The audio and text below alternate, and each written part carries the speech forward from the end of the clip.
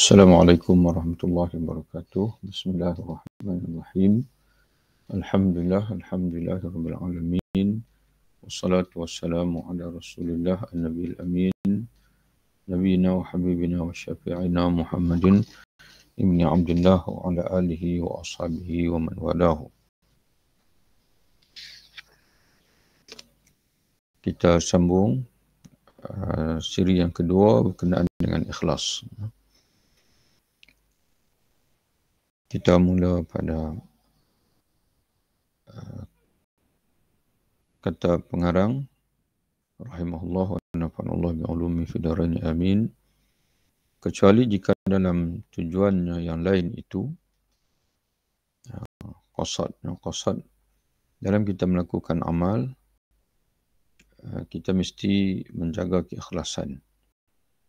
Yang dimaksudkan dengan menjaga keikhlasan iaitulah dengan kita mengqasadkan amalan kita. Mengqasadkan iaitu kita meletakkan dalam hati kita bahawa tujuan kita beramal hanyalah kerana Allah Subhanahu wa taala.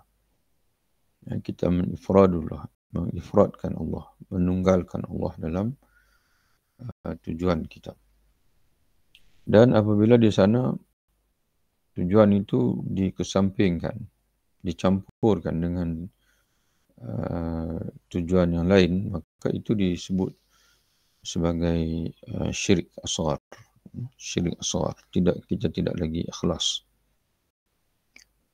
Kecuali kata dia jika dalam tujuannya yang lain itu, tujuan yang selain Allah itu, yang dikesampingkan bersama dengan Allah itu, terdapat niat yang baik, sehingga masih diharapkan mendapatkan ganjaran terhadap amal perbuatan yang pertama, mana amal perbuatan dengan tujuan yang pertama itu Allah, dan juga tujuan yang kedua iaitu yang juga baik. Bahkan sebagian ulama berusaha menjadikan beberapa niat dalam satu amal perbuatannya agar pahalanya semakin bertambah banyak. Tetapi biasanya orang lalai hingga amal perbuatannya tercemari oleh beberapa hal yang dapat mengurangi pahalanya atau membatalkannya. Jadi jika sekiranya qasad itu berbagai-bagai, tapi semuanya menjuruskan kepada pahala, maka itu dibolehkan, bahkan digalakkan. Tapi jika sekiranya berbagai-bagai qasad itu, yang mana qasad itu menghilangkan pahala atau mengurangkan pahala, maka itulah yang perlu kita elakkan.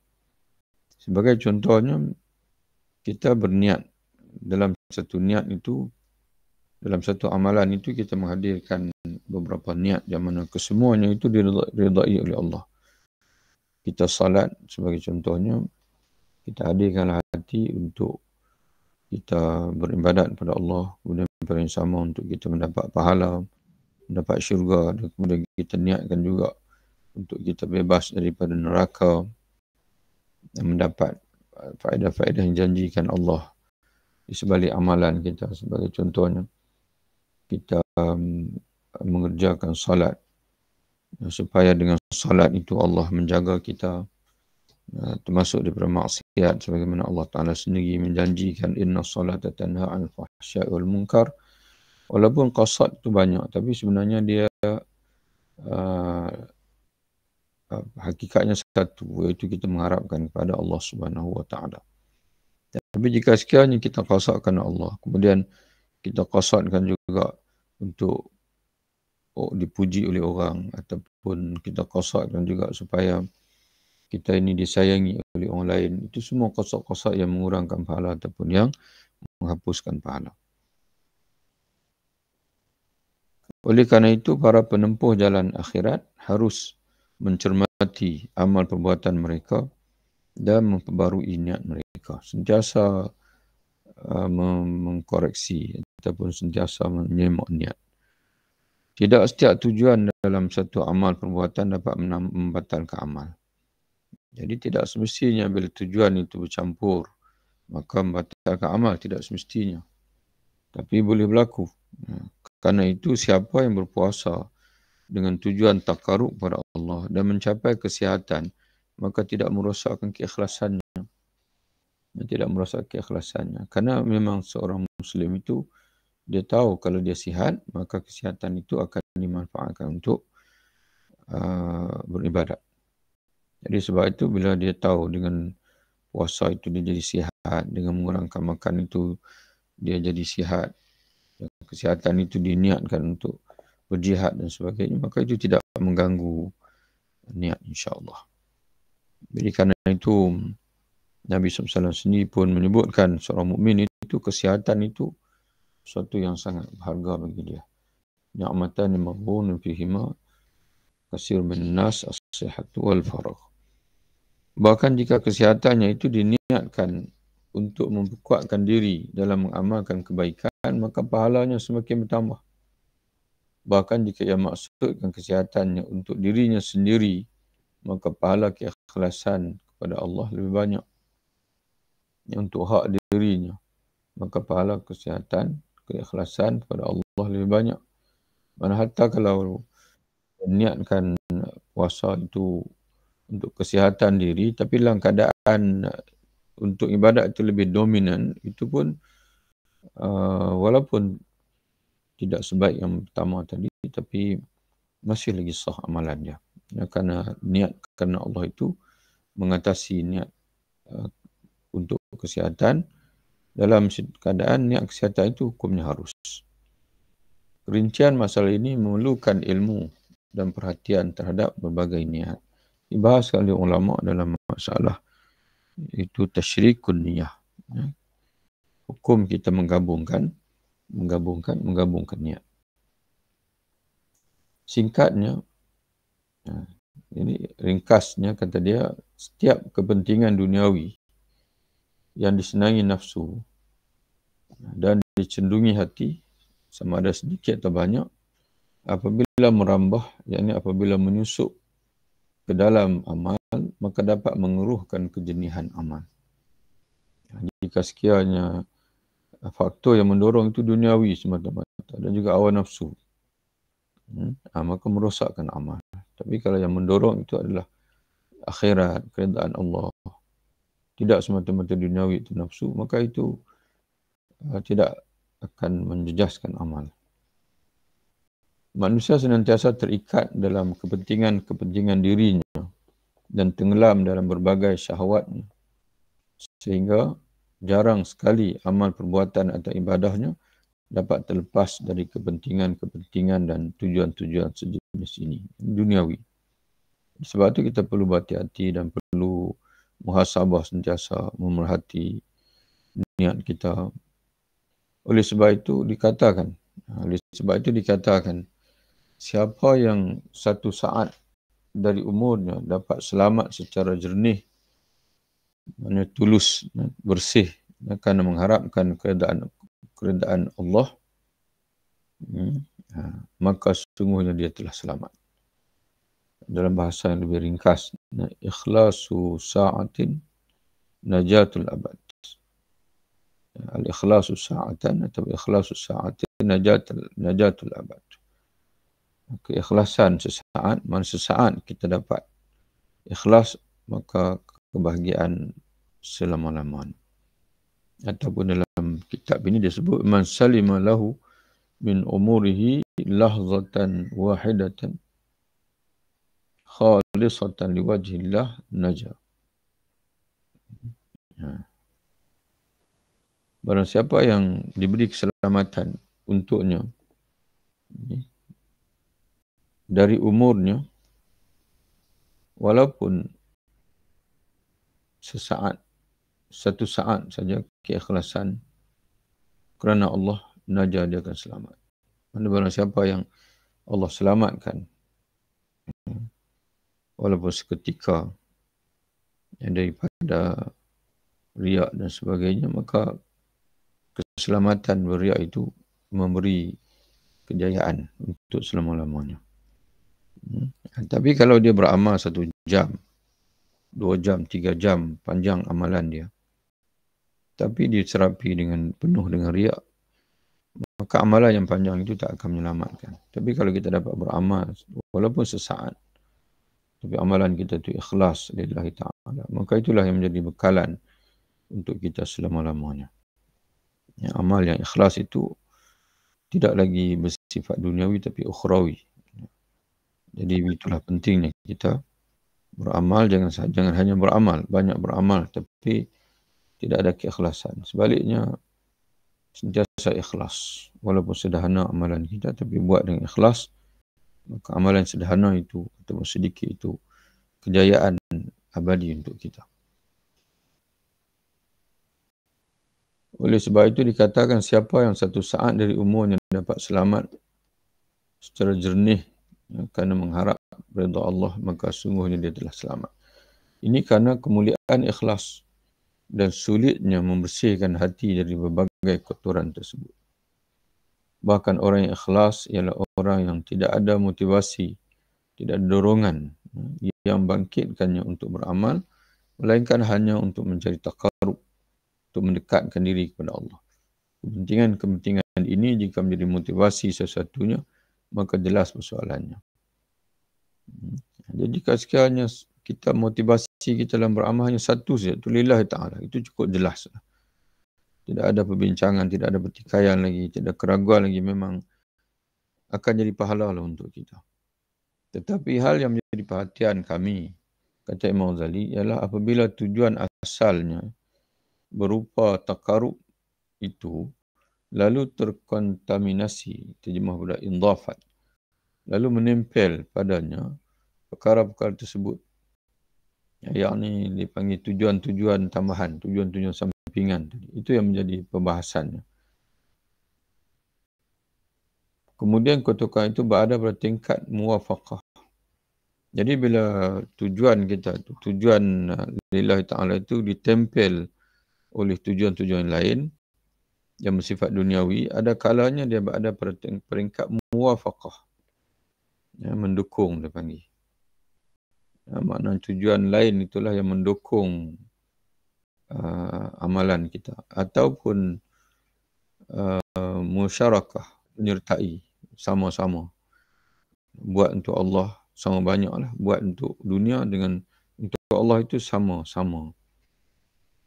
Ya, atau pada tingkat muawanah, mendukung. Okay. Pada tingkat bersesuaian ataupun tingkat menyertai ataupun mendukung. Mana ada yang menjadi amalan duniawi lah yang mendukung amalan dia. Okay. Atau motivasi diri seperti motivasi agama atau lebih kuat darinya.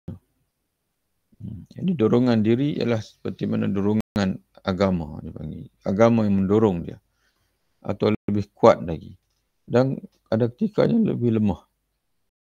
Yang mendorong dia untuk beramal, untuk bersedekah itu adalah kerana nama. Adalah sikit lillahi ta'ala, tapi untuk mendapat nama dan juga pujian, untuk mendapat kasih sayang orang, itu lebih kuat. Jadi semua itu boleh berlaku. Kata Imam Ghazali, masing-masing darinya memiliki hukum tersendiri. Jadi masing-masing darinya memiliki hukum yang tersendiri. Sebab itu para ulama membahas sebagai contohnya, apa hukum seorang yang dia mengambil wuduk pada masa sama, dia ada tujuan untuk menyejukkan badan. Ya, jadi segi fiqahnya, kata ulama, wuduknya sah. Ya, wuduknya sah. Tapi dari segi penerimaan di sisi Allah Subhanahu Wa Taala itu perlu dilihat dengan lebih jauh. Kerana dalam hadis Nabi menyebutkan innamal a'malu binniyat, segala amalan itu bergantung pada niat. Wa innamal likulli imri'in ma nawa. Sungguhnya bagi seseorang itu pahalanya bergantung pada apa yang dia niatkan. Karena ulama-ulama fiqh ini dia berhukum berdasarkan kepada zahir. Tapi Allah Subhanahu Wa Taala tidak melihat kita zahir saja. Allah melihat zahir dan juga batin. Maka sebaiknya adalah kita bila-bila masa pun kalau kita nak mentasyrik, mana kita menggabungkan niat-niat itu, kesemuanya adalah lillahi ta'ala. Walaupun kita gabung, contohnya mana kita salat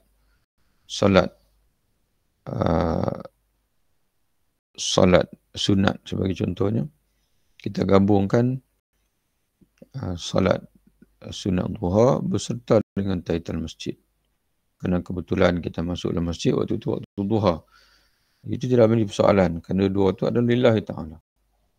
Kita buat duha pun lillahi ta'ala dan kita hadirkan niat tahiyatul masjid pun lillahi ta'ala juga kerana Allah yang merintahkan kita melalui lisan Rasulnya, jangan kamu duduk dalam masjid melainkan didahului dengan salat. Dan begitu juga yang lain-lain pun sama juga. Kita hadirkan niat kita itu dan setiap amalan kita itu untuk kita disayangi oleh Allah, untuk kita dekat dengan Allah, untuk kita mendapat syurga Allah, untuk kita mudah-mudahan Allah akan bebaskan kita dari neraka. Itu semua niat-niat yang berbagai-bagai, tapi satu dia panggil, iaitu menuju kepada Allah. Dalam bahasa lain kita kata dia ikhtilaf tapi tidak tadad, ikhtilaf atau tanawwu saja, berbeza dari segi jenis. Satu lagi adalah berbeza saling bercanggahan. Jadi saling bercanggahan itulah yang menyebabkan rosak amal kita, iaitu kita berniat lillahi ta'ala bersama kita menginginkan perhatian daripada orang lain. Itu saling bercanggahan. Tapi kalau kita berniat lillahi ta'ala, kemudian juga inginkan syurga, ingin bebas dari neraka, ingin disayangi oleh Allah, ingin menjadi kekasih Allah, menjadi wali Allah, itu semua niat-niat yang walaupun nampak berbeza, tapi sebenarnya dia hanyalah tanawwu saja, kepelbagaian, namun hakikatnya adalah satu.